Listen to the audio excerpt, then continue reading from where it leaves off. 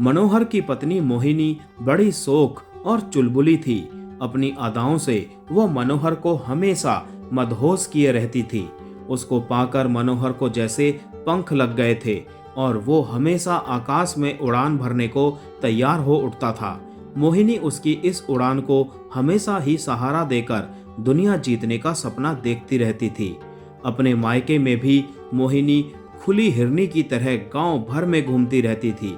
इसमें उसे कोई हिचक नहीं होती थी, क्योंकि उसकी माँ बचपन में ही मर गई थी और सौतेली माँ का उस पर कोई कंट्रोल नहीं था। मोहिनी छोटे बड़े किसी काम में अपनी सीमा लांघने से कभी नहीं हिचकती थी। शादी से पहले ही उसका नाम गांव के कई लड़कों से जोड़ा जाता था। वैसे ब्याह करके अपने इस घर आने के बाद पहले तो मोहिनी ने अपनी बोली और बर्ताव से पूरे घर का दिल जीत लिया, पर जल्द ही वो अपने रंग में आ गई। मनोहर के बड़े भाई गोकुल की सबसे बड़ी औलाद एक बेटी थी, जो अब सयानी और शादी के लायक हो चली थी। उसका नाम सलोनी था। गोकुल के दो बेटे अभी छोटे ही थे। गोकुल की पत्नी पिछले साल हैजे की वजह से मर गई थी। मोहिनी के सास ससुर और गोकुल अब कभी कभी सलोनी की शादी कर देने की चर्चा छेड़ देते थे, जिससे वो डर जाती थी। उसकी शादी में अच्छा खासा खर्च होने की उम्मीद थी। मोहिनी चाहती थी कि अगर किसी तरह उसका पति अपने भाई गोकुल से अलग होने को राजी हो जाए तो होने वाले इस खर्च से वो बच निकलेगी। मोहिनी ने माहौल देखकर मनोहर को अपने मन की बात बताई। मनोहर एक सीधा साधा जवान था। वो घर के एक सामान्य सदस्य की तरह रहता और दिल खोलकर कमाता था। वो इन छल प्रपंच से कोसों दूर था। मोहिनी की बातों को सुनकर पल भर के लिए तो मनोहर को बहुत बुरा लगा, पर मोहिनी ने जब इन सारी बातों की जिम्मेदारी अपने ऊपर छोड़ देने की बात कही तो वो चुप हो गया। यही तो मोहिनी चाहती थी। अब वो आगे की चाल के बारे में सोचने लग गई। पहले कुछ दिनों तक तो इसने सलोनी से खूब दोस्ती बढ़ाई और उसे घूमने फिरने, खेलने खिलाने वगैरह की पूरी आज़ादी दे दी। फिर खुद ही अपने सास ससुर से उसकी शिकायत भी करने लगी। एक दो बार उसने सलोनी को गुपचुप उसी गांव के रहने वाले अपने चहेते पड़ोसी राम खिलावन के साथ मेले में भेज दिया और पीछे से ससुर को भी भेज दिया। सलोनी के रंगे हाथ पकड़े जाने पर मोहिनी ने उस घर में रहने से साफ इनकार कर दिया। सास ससुर और गांव वाले उसे समझा समझा कर थक गए, पर उसने तब तक कुछ नहीं खाया पिया जब तक कि पंचों ने अलग रहने का फैसला नहीं कर लिया। अब तो मोहिनी की पौ 12 थी। अकेले घर में उसे सभी तरह की छूट थी। ना दिन में कोई देखने वाला, ना रात में कोई उठाने वाला। अब तो वो अपनी नींद सोती और अपनी नींद जागती थी। मनोहर तो उसके रूप और जवानी पर पहले से ही लट्टू था। बंटवारा होने के बाद से तो वो उसका और भी एहसानमंद हो गया। मनोहर दिन भर अपने खेतों में काम करता और रात में खा पीकर मोहिनी के रूप रस का पान करके सो जाता, तो 4 बजे भोर में ही पशुओं को चारा पानी देने के लिए उठता। इस बीच मोहिनी क्या करती है, क्या खाती पीती है, कहाँ उठती बैठती है, इसका उसे बिल्कुल भी एहसास नहीं था और ना ही कोई चिंता थी। मोहिनी ने एक मोबाइल फोन खरीद लिया। कुछ ही दिनों में उसने अपने पुराने प्रेमी से फोन पर बात की। सुनो कन्हैया, अब मैं यहाँ भी पूरी तरह से आजाद हूँ। तुम जब चाहो समय निकाल कर यहाँ आ सकते हो। केवल इतना ध्यान रखना कि मेरे गांव के पास आकर पहले मुझसे बातचीत करके ही घर पर आना, समझे? क्यों, अब मेरे रात में आने से तुझे अपनी नींद में खलल पड़ती है क्या? दिन में बार बार तुम्हारे यहाँ आने से नाहक लोगों को शक होगा, कन्हैया ने कहा। रात के अंधेरे में तो सभी काला धंधा चलाते हैं, पर दिन के उजाले में भी कुछ दिन अपना काला धंधा चलाकर मजा लेने में क्या हर्ज है। रात को पशुशाला में गोबर की बदबू के बीच वो मजा कहाँ जो दिन के उजाले में अपने मर्द के बिछावन पर मिलेगा। ठीक है मोहिनी, तुम्हारी बातों को मैंने कभी काटा है क्या? ये आदेश भी सिर आंखों पर, लेकिन जोश के साथ होश कभी नहीं खोना चाहिए। ठीक है, कल दोपहर बाद, कन्हैया बोला। दूसरे दिन सवेरे ही मोहिनी ने मनोहर को चाय नाश्ता कराकर दोपहर का खाना देकर खेत पर काम करने इस तरह विदा किया जैसे कोई माँ अपने बच्चे को तैयार करके पढ़ने के लिए भेजती है।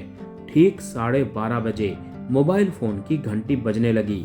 भीतर बाहर अगल बगल देखकर मोहिनी ने कन्हैया को घर पर आने का सिग्नल दे दिया। कन्हैया सावधानी से उसके दरवाजे तक आ गया और वहां से उसे अपने आंगन तक ले जाने के लिए तो मोहिनी वहां मौजूद थी ही। तकरीबन 2 घंटे तक कन्हैया वहां रहकर मौज मजा लेता रहा। फिर जैसे आया था वैसे ही लौट गया। ठीक उसी समय अलग हुए बराबर के घर में सलोनी अपने छोटे भाई रमुआ के साथ पशुओं को खूंटे से बांध रही थी। आज रमुआ अपने साथ दोपहर का खाना नहीं ले जा सका था। इसी वजह से वो सवेरे ही पशुओं को हाँक लाया था। सलोनी ने चाची के घर से निकलकर एक अजनबी को जाते देखा तो उसे कुछ अटपटा सा लगा, पर वो चुप लगा गई। दूसरे दिन भी जब सलोनी बैलों को पानी पिलाने के लिए दरवाजे पर आई तो गांव के ही राम खिलावन को मोहिनी के घर से निकलते देखा। देखते ही वो पहचान गई कि ये वही राम खिलावन है जिसके साथ चाची उसे बदनाम करके दादा दादी और उनसे अलग हुई थी। अब तो सलोनी के मन में कुछ उथल पुथल सी होने लगी। उसने अपने मन को शांत कर एक फैसला लिया और मुस्कुराने लगी। अब सलोनी बराबर चाचा के घर की निगरानी करने लगी। वो अपने आंगन से निकलकर चुपके से चाचा चाची के घर की ओर देख लेती और लौट जाती। एक दिन उसे फिर एक नया अजनबी उस आंगन से निकलते हुए दिखा।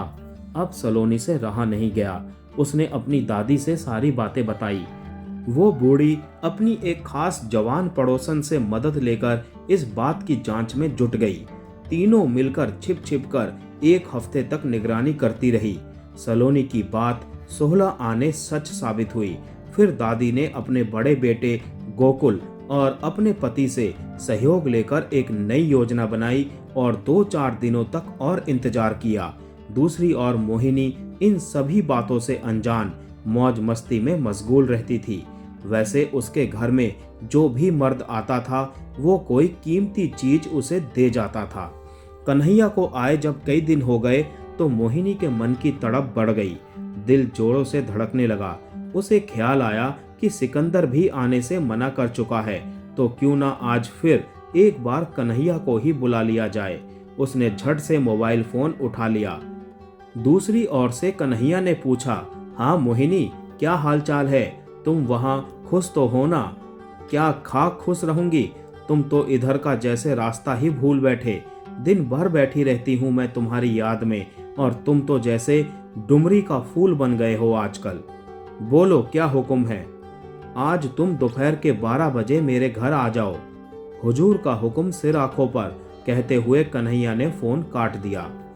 मोहिनी ने तो अपनी योजना बना ली थी, पर उसे भनक तक नहीं थी कि कोई उस पर नजर रखे हुए है। कन्हैया पर नजर पड़ते ही सभी सावधान हो गए। वो एक ओर से आकर मोहिनी के आंगन में घुस गया। लोगों ने देखा कि मोहिनी उसे दरवाजे से भीतर ले गई। सलोनी ने दादी के कहने पर मनोहर चाचा को भी बुलाकर अपने दरवाजे पर बिठा लिया था। धीरे धीरे कुछ और लोग आ गए और जब तकरीबन आधा घंटा बीत गया होगा तब मनोहर को आगे कर सभी लोग उसके दरवाजे पर पहुंच गए। दस्तक देने पर जब दरवाजा नहीं खुला तब लोगों ने मनोहर को ऊंची आवाज लगाकर मोहिनी को बुलाने को कहा। उसकी आवाज को पहचानकर मोहिनी को कुछ शक हुआ, क्योंकि आज उसे धान के खेत की निराई गुड़ाई करनी थी। आज उसे शाम में भी देर से आने की उम्मीद थी। वो कन्हैया संग पलंग पर प्रेम की पींगे भर रही थी। जैसे ही मोहिनी ने दरवाजा खोला, सामने मनोहर के संग पास पड़ोस के लोगों को देखकर उसके होश उड़ गए। वो कुछ बोलती इससे पहले ही पूरा हुजूम उसके आंगन में घुस गया और कन्हैया को भी धर दबोचा। पत्नी मोहिनी के सामने हमेशा भीगी बिल्ली बना रहने वाला मनोहर आज ना जाने कैसे बब्बर शेर बनकर दहाड़ता हुआ उस पर पिल पड़ा और चिल्लाया, आज मैं इसको जान से ही मारकर चैन की सांस लूंगा। इस तरह मोहिनी की देह की भूख ने पूरा परिवार बर्बाद कर दिया।